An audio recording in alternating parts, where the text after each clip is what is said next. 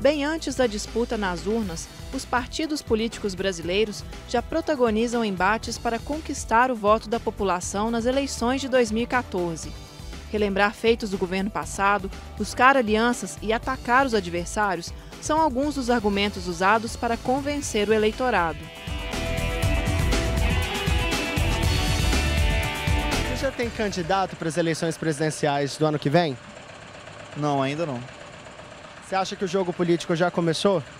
Sim, acredito que sim. Toda hora você vê aí a divulgação, Aécio Neves, Dilma, até para governador, né? O pessoal já começa a especular aí.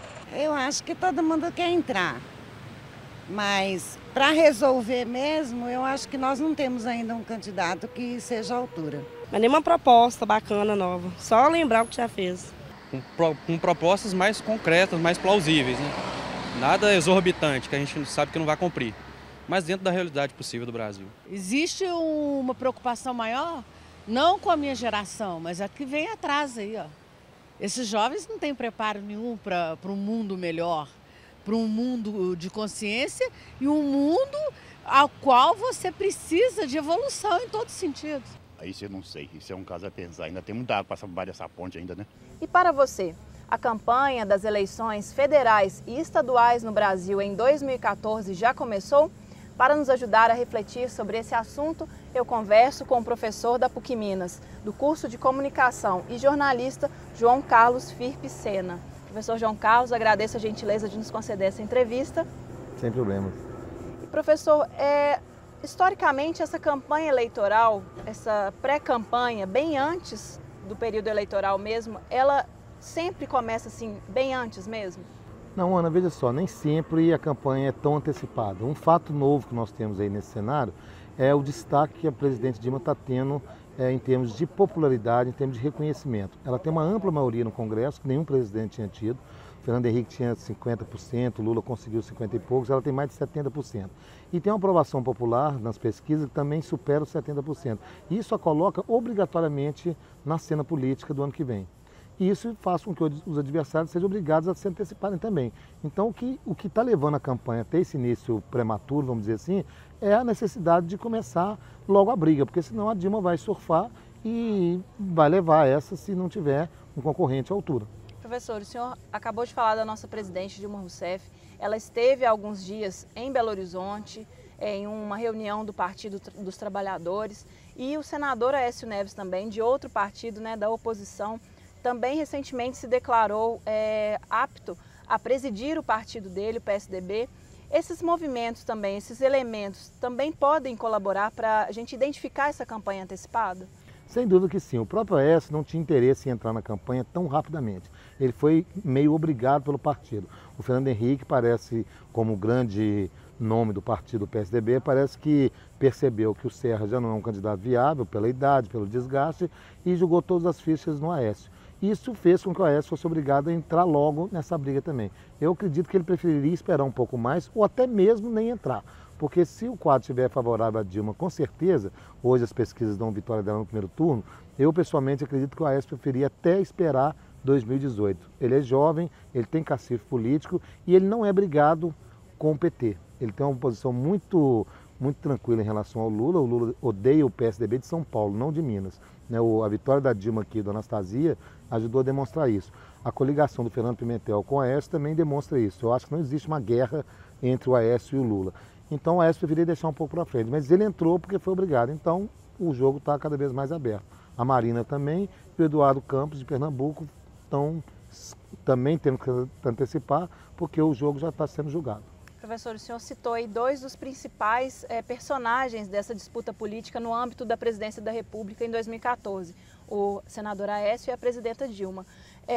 Os dois têm conseguido aliados desse tempo, aliados importantes, né, como os dois ex-presidentes, o Fernando Henrique Cardoso e o ex-presidente Lula.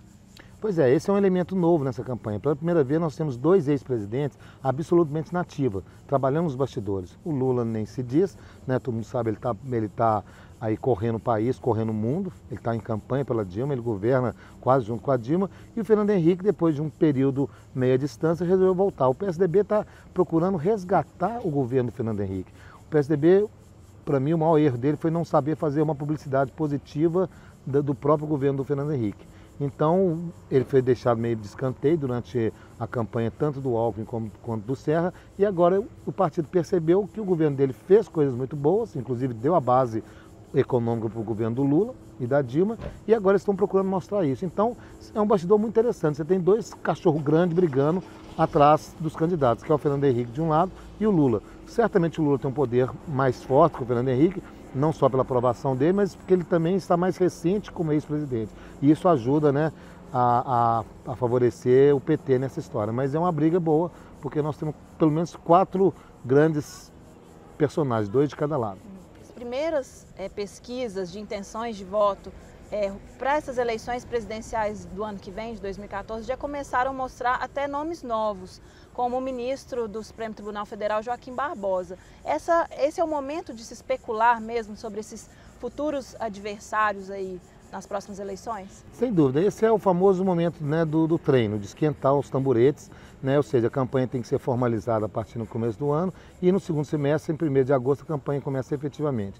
Os candidatos têm que estar colocados já até o final desse ano, os partidos, né, você não pode mudar de partido a partir de outubro, o partido tem que estar concretizado, que é o caso do Partido da Marina, né, ele tem que nascer até outubro para poder ser candidato, ou então nada feito. Então esses nomes vão surgindo até como balão de ensaio. O próprio Barbosa foi lançado, alguma parte da imprensa tem uma atenção especial com ele. Eu tenho a impressão que ele já teve até um momento maior de ascensão e já vive um pouco de queda. Ele apareceu nas pesquisas até bem posicionado, mas eu creio que ele não deve ser uma carta no baralho, não. Mas é possível, né, o momento é de se desenhar, né, de você julgar alguns candidatos para ver se eles colam.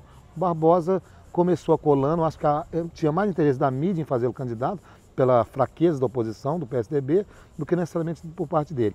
Ele tem um elemento muito ruim para o lado dele, que conta contra ele, que ele tem uma índole um pouco autoritária no tratamento com seus pares. Isso eu acho que vai atrapalhá-lo muito, alguns episódios. Ele tem demonstrado que ele tem uma verve, né, uma palavra um pouco acentuada demais, e isso eleitoralmente não é bom. A candidata Marina Silva, do pleito em 2010, tende também a se candidatar novamente, né? Agora com um novo partido. O partido dela ainda tem que conseguir, né, as 500 mil assinaturas, mas ela pode, se a rede não sair, não for concretizado com o partido, ela pode até sair pelo PV ainda. Então ela pode optar em outubro por um partido já existente e continuar no pleito. Eu acredito que o grande problema da Marina foi na eleição passada, que ela teve um grande cacife eleitoral com 19 milhões de votos e no segundo turno ela não se posicionou. Certamente ela quis fazer a terceira via, ou seja, eu não sou nem PT nem PSDB, mas o não posicionamento tem um preço muito alto, que é o esquecimento. Ela corre o risco de ter menos votos esse ano, ou melhor, na eleição do ano que vem, porque ela se posicionou, ela ficou fora da briga. Ela poderia muito bem ter virado ministra do Meio Ambiente da presidente Dilma, como o Ciro Gomes já fez no passado. O Ciro foi candidato, perdeu, ficou em terceiro lugar e virou ministro. Então eu creio que essa opção da Marina de tentar ficar como terceira opção neutra, isso, o jogo político exige posicionamento. Ela corre o risco de perder um pouco do belo cacife eleitoral que ela teve. E muitos candidatos utilizam a mídia para poder se destacar, como às vezes a gente pode, não sei se a gente pode dizer, um palanque midiático. Quais são os perigos disso acontecer, professor João Carlos? Olha, o perigo é a mídia tomar partido. A mídia brasileira hoje, a grande imprensa, não tem grandes amores pelo lulismo, nem pelo Lula, nem pela Dilma. A Dilma é até mais bem aceita do que o Lula. Se você pegar grandes veículos como a Veja, a Folha de São Paulo, parte da imprensa televisiva, não exatamente tem uma simpatia, poderia ser até mais neutra, mas não tem nenhuma simpatia. Isso faz com que o palanque para a oposição na mídia seja mais visível. Por outro lado, nenhum partido esteve há tanto tempo no poder, em termos democráticos, em tempos, né, de democracia plena como agora, como o PT, ou seja, com o final do governo Dilma vão ser 12 anos de poder. É muita coisa, isso, né, cria esse equilíbrio. Se por um lado a mídia bate um pouco contra a gestão Dilma, ela tem uma trajetória muito favorável, ela e o próprio Lula. Então esse jogo está também sendo julgado. E como que o cidadão eleitor, professor João Carlos, como que ele pode assistir a todo esse movimento de uma forma crítica, para poder decidir o voto? Afinal de contas, as eleições são ano que vem, né, 2014. O momento hoje é muito mais de posicionamento, né? Hoje são os grandes formadores de opinião que estão preocupados, que estão nas pesquisas eleitorais. Só que perguntar na rua qual foi a última pesquisa, que foi o próprio Datafolha, da Folha de São Paulo, que já dá Dilma com vitória no primeiro turno. O cidadão não sabe disso ainda. Então o momento é muito mais de você julgar, ver, né, armar o seu time, do que exatamente partir para marcar o gol, que é ganhar o voto do eleitor. O que você pode dizer hoje é que esse eleitorado, a Dilma tem um cacife muito grande, que esse eleitorado, se por um lado a inflação está aí perigosa, o PIB não está crescendo, por outro, a renda está subindo e o emprego está garantido. E por isso que ela tem 70% de aprovação. Então esse eleitor, ele potencialmente pode votar nela, como as pesquisas já demonstram. Então não está na hora de pedir voto ainda, está na hora de arrumar o time e principalmente a sua equipe de apoio. É preciso também que o eleitor tenha consciência das ações que cada governo, que cada candidato se propôs e ao longo da própria história política de cada um. E aí para o cidadão comum, o conselho é informação, é ver televisão, é ler jornal, é acompanhar a mídia, é fomentar a discussão nas escolas, na universidade, como esse debate acontece aqui. Enfim, é o momento de você deixar de ser, né, um assistente da história, passar a ser um agente da história, sabendo que o seu voto vale muito. Então o momento é de informação e para você ter opinião você tem que estar bem informado. Então o caminho é esse, informar, refletir e opinar. E opinar quer dizer voto na urna. Professor João Carlos, agradeço mais uma vez a sua disponibilidade de nos conceder essa entrevista. Foi um grande prazer. É com você, Jonas. Obrigado, Carol. O Revista vai para um rápido intervalo. No próximo bloco, entenda por que o Instagram se tornou uma das redes sociais mais queridas pelos brasileiros. Confira também as atrações da cena cultural de BH. Não saia daí, o programa volta já.